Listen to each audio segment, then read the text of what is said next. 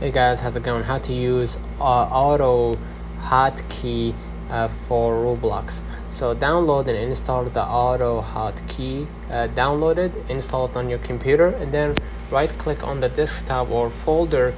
Just select a new and then auto hot key script, and then name your script roblox.ahk, and then just right click the new script file and select edit script and add your desired key binds and actions. For example, F1 to simulate pressing the W key, F1 send, F1 up send, and all that, so run the script, save the script, and then double click the script file to run it.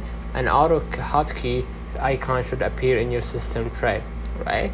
And you can use that script in Roblox. So remember to follow Roblox's terms of service, as using scripts that provide an unfair advantage can lead to your account being banned. So let me know in the comments if this video helped you. Don't forget to like and subscribe, turn on the notification bell to receive every video we upload. Thank you for watching.